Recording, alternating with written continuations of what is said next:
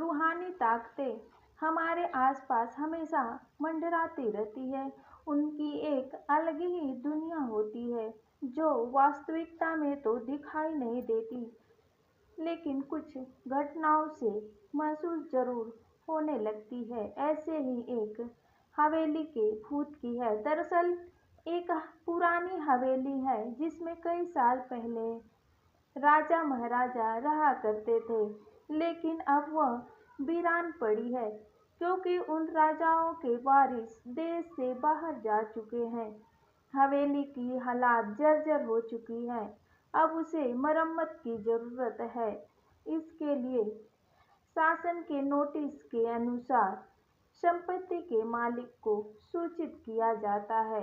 कुछ दिनों में पूर्व राजाओं के वारिस में से एक लड़की हवेली में अपने बच्चे के साथ दाखिल होती है, जो कि उस जमाने के राजा के बेटे की लड़की थी। उसका नाम प्रमिला था। उसके पति की कार एक्सीडेंट में मौत हो चुकी थी। अब वह विधवा हो चुकी थी, लेकिन उसके पास एक बेटा जो 8 वर्ष का है और वह भी अपनी माँ के साथ हवेली आया। हवेली बहुत ही विशाल थी, इसलिए उसकी साफ सफाई के लिए कई मजदूर बुलाए गए, जिन्हें चप्पे चप्पे की सफाई करने का ठेका दिया गया। किसी को नहीं पता कि हवेली के कोने कोने में कितने खूनी रहस्य छुपे हुए हैं। प्रमिला के आने के बाद हवेली की हवा रूहानी होने लगती है। ऐसा लग रहा था मानो कई वर्षों से इंतजार कर रहा था। इस हवेली के वारिस का एक रात प्रमिला अपने कमरे में अपने बच्चे के साथ सो रही होती है। अचानक उसके खिड़की से एक पक्षी टकराकर मर जाता है। यह घटना अपने आप में असामान्य थी। पक्षी टकराते ही प्रमिला की नींद खुल जाती है और जब वह लाइट जलाकर देखती है तो डर से चीखने लगती है, क्योंकि उस कमरे की खिड़की से एक पक्षी फंसा हुआ था और उसके शरीर से खून की बूंदें फर्श पर गिर रही थी। नजारा इतना भयावह था कि वह अपने बच्चे को उठाना नहीं चाहती थी, लेकिन प्रमिला हिम्मत करके उस पक्षी को खिड़की से बाहर फेंक देती है। लेकिन इसके बाद उसे रात भर नींद नहीं आती और वह सुबह तक जागती रहती है। दरअसल वह जानना चाहती है कि यह किसी की शरारत तो नहीं। सुबह होते ही वह अपने यहाँ काम कर रहे मजदूरों से जाकर कहती है कि रात को मेरे कमरे की खिड़की पर कोई पक्षी आकर टकराया था और तुरंत मर गया। क्या तुम लोगों में से किसी ने यह हरकत की है? क्योंकि पक्षी खुद ब खुद तो खिड़की से नहीं टकरा सकता। मजदूर कहते हैं, नहीं, हमने तो खिड़की से नीचे किसी पक्षी को मरा हुआ नहीं देखा।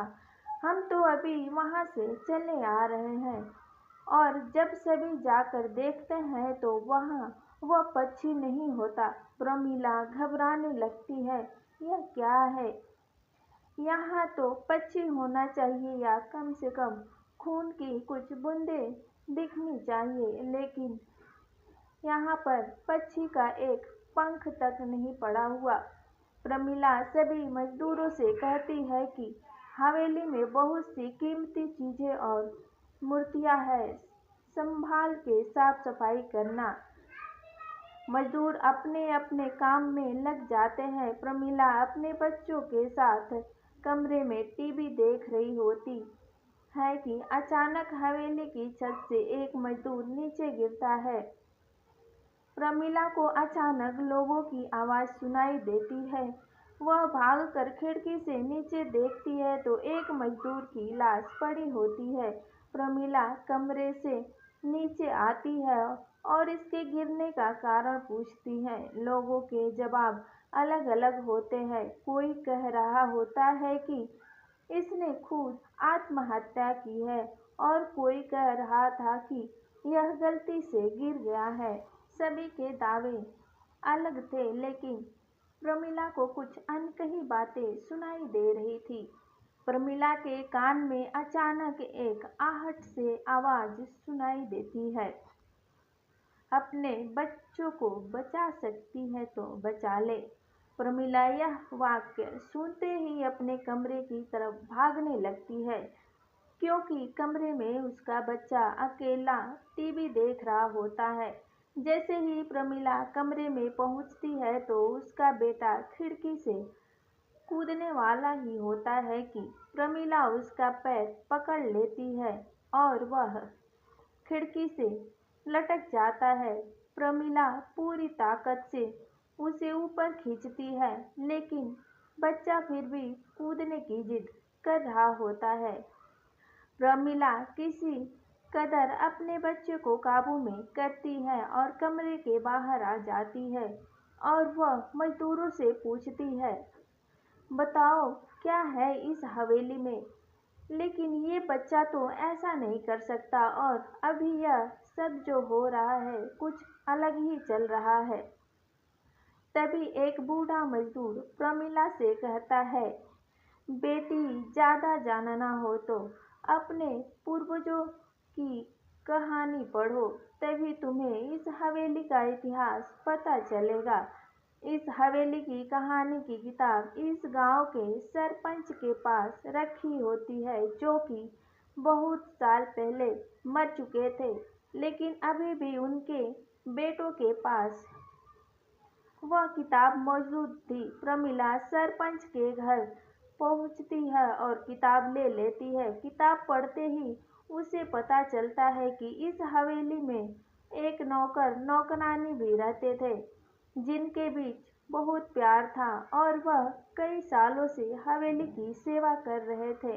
लेकिन एक बार रानी के सारे गहने चोरी हो गए और उस शंका में राजा ने नौकरानी को चोरी की सजा दी और उसे जिंदा दफना दिया।